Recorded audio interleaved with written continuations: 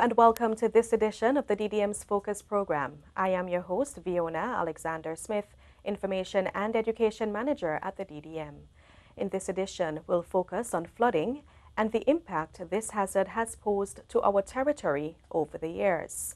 In fact, as you're all aware, we were affected by flooding brought on by the passage of a tropical wave and a trough system on August 7th. This resulted in 8.88 inches of rain in the capital road town alone and up to approximately 17 inches in other areas. The discussion will focus on what is being done to reduce the risk of flooding, specifically in road town, and what individuals can do to minimize their own risk. Stay tuned for the discussion after the break.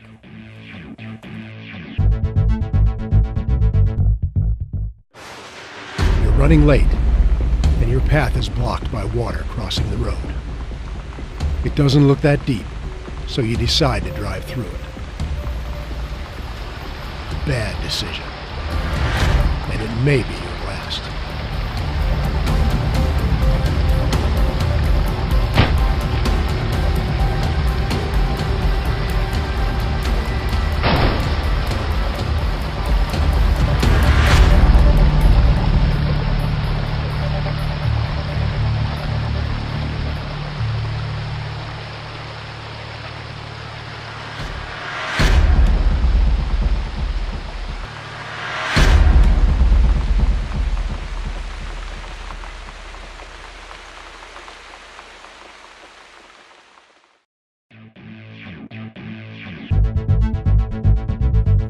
Welcome back to Focus on the topic of flood risk reduction. In May of this year, the government of the Virgin Islands, through the Ministry of Communications and Works and the Department of Disaster Management, launched the Road Town Hydrology and Flood Risk Reduction Study. Speaking during the press briefing held on May 4th to launch the study, Minister of Communications and Works, the Honorable Mark Vanterpool, explained that the study was requested given the effects of past tropical waves and storm events. The territory of Virgin Islands is in the hurricane belt, which means that every year we're very likely to experience hazardous weather conditions that very often cause damage to our infrastructure here in the territory. In October 2010, during Tropical Storm Otto, several of our islands suffered extensive damage to our roads, drainage, and retaining walls existing. The government of the Virgin Islands is grateful for the support of Caribbean Development Bank, CDB, which provided a $15.67 million loan to assist with the rehabilitation and reconstruction works. I am pleased to say that we are now nearing completion of these works across the islands. As part of the agreement with CDB, there was a technical assistance component where experts would assess the drainage system within major associated guts with a view to mitigating further damage. The capital, city of Road Town, the commercial hub of the Virgin Islands, was particularly affected by the storm water flooding, causing significant damage and disruption of economic activity. The study of the Road Town catchment is intended to be a model to treat drainage problems more systematically and comprehensively. The study is funded by the Caribbean Development Bank and is being conducted by AMEC Foster Wheeler Environment and Infrastructure UK Limited. I'm now joined by consultant Dr. Nick Jarrett of AMEC Foster Wheeler and Infrastructure UK Limited and environmental consultant Mohammed Tarabi. Welcome to the program, both of you. Thank you. Thank you.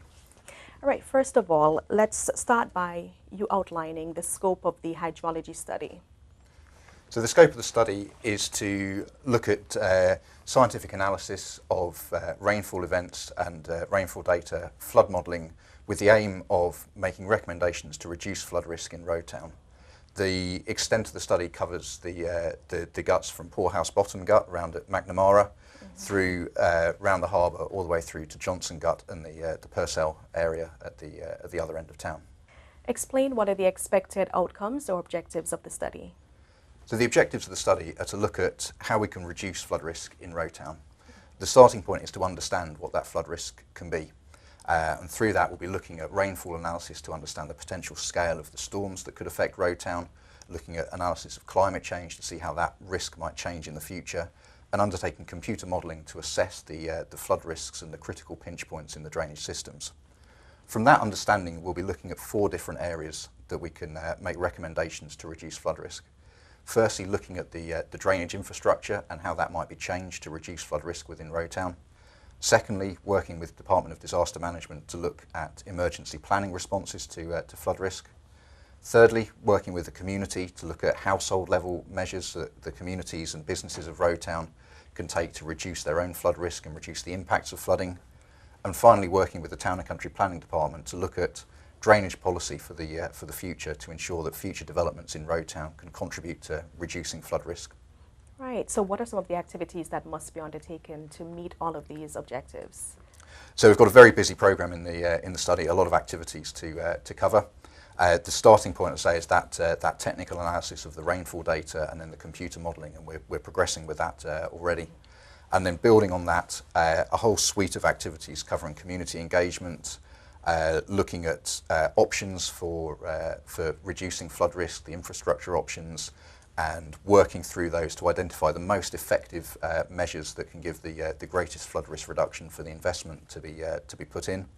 A lot of community engagement activities, and we've got Mohammed involved in the study to work with on those, as well as then work with the rest of the government departments to look at those other aspects of the study. All right. In terms of activities, what types of activities have been completed to date? So far on the study, we've undertaken the rainfall analysis. We've got some very interesting results of that, an interesting analysis of the recent flood events we've had over the years. The event a couple of weeks ago, and in 2010, in 2003. We've undertaken survey work across Road Town to look at the surveys of the guts and the drainage channels around town. We've collected a lot of information on the infrastructure that's in Road Town as well, and we're now building that into the preliminary modelling work that's part of the study. Alongside that, we've also had a number of community engagement activities that Mohammed's been leading on. Right. And I mean, in terms of the data collection and so forth, quite a lot has been done, and we'll get to the community engagement actually now, because we know that community involvement and awareness is important for this study, not only in terms of ensuring that persons understand the study, but so that they themselves understand what they can do to reduce their risk. And in fact, this is something that was emphasized by the Director of the Department of Disaster Management, Charlene Dabrio, at the launch. So let's just listen for a few minutes to what she said during the launch, and then we'll pick up on this discussion. Flood preparedness is not a government responsibility alone. It's an individual responsibility, and everybody has to get on board. And that's why we want the project to be seen as a project for all, not just something that is driven by the government. People have to feel that they are part of it, because if they do, then they will see that they need to make that change, make that behavioral change. So we are focusing a lot on community engagement and a lot on community education. That was Charlene Dabrio, Director of the Department of Disaster Management, on the importance of awareness and community involvement. So now that we are a few months into the study, just tell us, how has the project been contributing to raising awareness, and what level of community engagement has been done so far? Okay, well, the study is unique in that the community outreach aspect forms a substantial part of it. We have dozens of activities that we have planned, and there are quite a few that we've already undertaken, including we've had 2 community meetings so far. We had one for residents in Road Town, and we also had one for the business owners in Road Town. They were pretty well attended, especially the one regarding the businesses. We've also produced a couple of audio public service announcements that we've aired on both AM and FM stations. Most of our outputs are being produced in both English and Spanish, because we're trying to get to everyone. We want to reach out to all members of the community. We also produced a video PSA that should air shortly. Most importantly, in my opinion, is the door-to-door consultations and a survey that's being administered literally house to house in Road Town, both amongst residents and amongst the business owners in Road Town. Right. So it's definitely great that you've mentioned the engagement with the Hispanic population, because of course Road Town is made up of individuals from different backgrounds, and they are of course a part of our community and must be involved in the process as well. Now, awareness process. The awareness process is, of course, important in terms of getting people to understand how their actions contribute to their flood risk. What are some advice or tips that you could share with individuals about reducing their flood risks? So I think there's a lot that individuals can do to reduce the impacts of flooding on their property and on their families. And actually, when you walk around Road Town, something that's really struck me is you see a lot of properties where people have taken action already.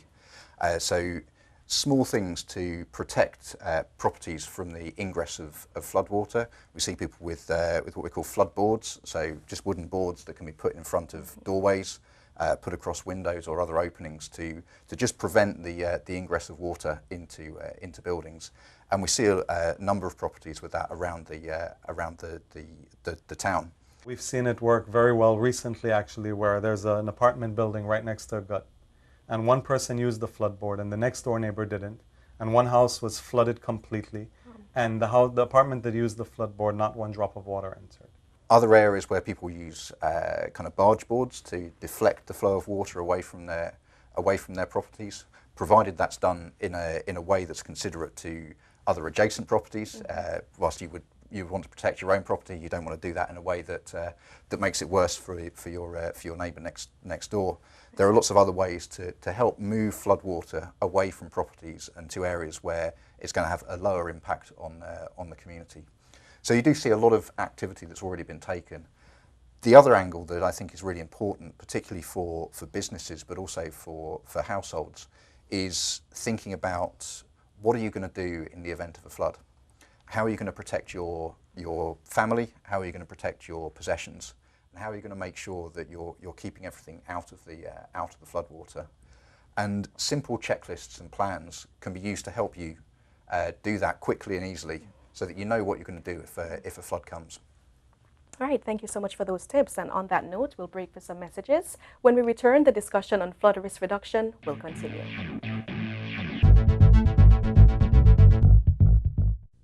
Water up to my belly, mattress floating, furniture floating, even the TV set floated for a while, you know? My sneakers were floating just like boats. Floods, they can happen so suddenly. What can you do? Listen, when I saw the portable toilet from the construction site up the road float by, and I realized that all that stuff was in the water. Floods, hazards, take control, reduce your loss. What can you do to help stop flooding? Keep drains and wells clean and unblocked. Find out lots more about floods and other hazards at your local disaster office. Welcome back to the program. If you're just joining, I'm speaking with Dr. Nick Jarrett, consultant on the Road Town Hydrology and Flood Risk Reduction Study, as well as local consultant Mohammed Tarabe. Now, coincidentally, Nick's scheduled visit to Tortola as part of his routine data collection process occurred during the passage of the August 7th tropical wave. So he had an opportunity to witness flooding on Tortola and specifically Road Town, since this is the focus area for the study. Mohammed experienced it firsthand, and we now have an opportunity to get their impression of what happened and how it was handled. So let's talk about the August flooding. What stood out for you from that event? I think the thing that really struck me was just the intensity of the rain during the event. During the festival time, I was actually here with my wife, and we were in Road Town for the parade, or we came to Road Town for the parade, and so we were waiting for there and started to experience that rainfall, and that was an opportunity to really experience just the real intensity of the rainfall in the storm, and that really struck me at how quickly the rain came on, how quickly the water levels in the guts responded and reacted to that. It was a very rapid rise in water levels. The intensity of it, the suddenness of it. I mean, we had ample knowledge and warning that a system was approaching, and yet some of us were taken aback by the amounts of water.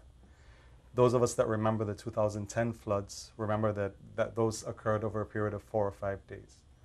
But this rainfall happened within 24 hours. And the level of the water, I mean, many longtime residents have never seen the water reach that high so quickly. In fact, the cemetery was flooded out, the cemetery across from Crab Lot. And I personally have never seen that before. And in terms of the actual data collected from this flood event and of course other events, how important is it in determining and giving some input into the deliverables for the project? Very important, very important. The information we've been able to collect following this event is going to be essential for the study and really, really valuable. And putting that together with the information we've got from previous flooding, particularly in 2010, gives us a really strong picture of how floods occur within Road Town, the areas that get flooded, the most critical areas of flood risk, of vulnerability, and the critical pinch points in the drainage system. So it's a really, really valuable data set for the study. Good. And what is your impression on how the response and the recovery was handled? Having been here from the time of the event itself and over the following couple of weeks, I've been really impressed at how quickly Road Town has returned back to normal operation. Homes and businesses back up and running, the streets cleared, and the kind of normal operation of the town back to how it was before the flooding. And I think that's been very impressive. The other thing that's really impressed me is the community working together, the community spirit to work together to help each other and get everyone back on their feet as quickly as possible. I thought that the crews from BVI Electricity Corporation, Water and Sewage, the telecommunications companies, DDM were extraordinary. For the most part, we had power back on in town the very next day. Water also, roads were cleared, Public Works did an amazing job. I think actually we're a model of how to respond to these situations for other countries in the region. Good. And in terms of the rainfall data, what did that show based on your initial analysis, and how will it be used to guide the project? So based on the initial analysis of the rainfall data that collected by DDM, shows two very intense peaks of rainfall during the storm. One very intense peak of rain during the late afternoon, so running up to about 5 o'clock in the afternoon there. A pause where the rain was lower, and then a very, very intense peak of rainfall around about midnight as we go in. And speaking to people around the catchment, we know that from those different aspects of the flooding will link to those two different peaks. So that kind of dual aspect of the storm is a very interesting property of the event that we're looking at. Right. I know some persons are looking to this study for solutions. Will this study find solutions for all the flooding issues in Road Town? So the study will certainly make recommendations about how we can reduce the flood risk. One of the challenges in Road Town and across the Virgin Islands is that the tropical storms can produce extreme rainfall events, very, very intense rain, huge rainfall volumes. And when you get those kind of storms through, there will inevitably be flooding. So we won't be able to produce recommendations that will completely eliminate any risk of flooding in Road Town across now and into the future. But what we can do is look at how we can become more resilient to those flooding events, how we can make sure that the impact of those floods is lower, how people are protected, and how the most vulnerable areas of the town can be made less vulnerable. Yeah, and you mentioned the impacts of these systems on the BVI and the region.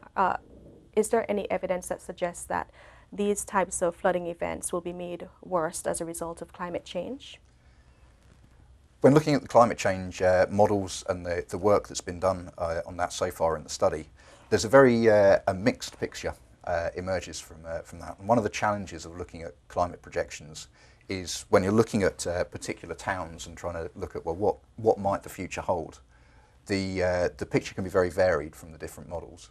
Broadly speaking, it looks to be that the intensity of the rainfall may be fairly similar into the future, but there are projections in there from some of the climate models that project considerably more intense rainfall in the future.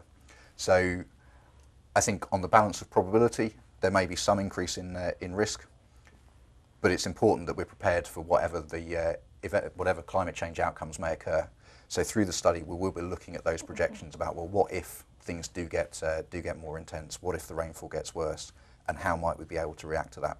Much better to be prepared and ready than assume that it's not going to happen. Certainly. When the study ends in March of 2018, what can persons expect? So the reports from the study will come out with a series of recommendations across the 4 areas we talked about earlier. So those are infrastructure interventions to look at the drainage infrastructure and the ways of managing the flow of water through the catchment. Emergency planning recommendations to look at planning for flooding and the response to flooding.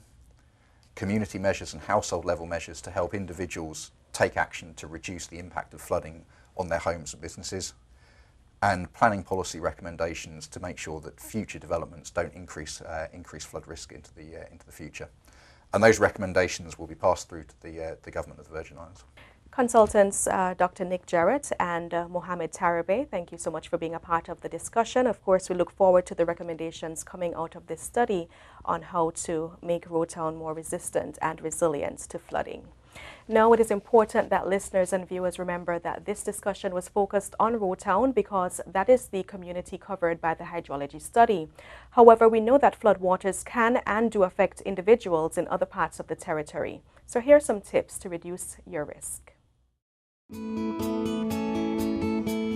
Flooding is a serious natural hazard and a powerful force of nature which has caused great losses and serious damage in Road Town. This flood risk remains a major threat to our community. But there are many things we can do to make Road Town more resistant and resilient to flooding. We can stop littering to keep our guts and drains clear so that floodwater can drain more easily. We can stop cutting down trees and other vegetation that help to slow flooding. And we can build more responsibly so that we don't affect the natural flow of water down hills.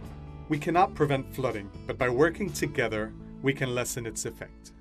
This message has been brought to you by the Ministry of Communications and Works and the Department of Disaster Management as part of the Road Town Hydrology Study and Flood Risk Reduction Initiative. Thanks for tuning in to this edition of Focus. I am Fiona Alexander Smith, Information and Education Manager at the Department of Disaster Management, reminding you to do all you can to reduce your flood risk, protect yourself, family, and property. Remember to follow the Department of Disaster Management on our website, bviddm.com, and Facebook at bviddm. Join me next time for another edition on CBN Television.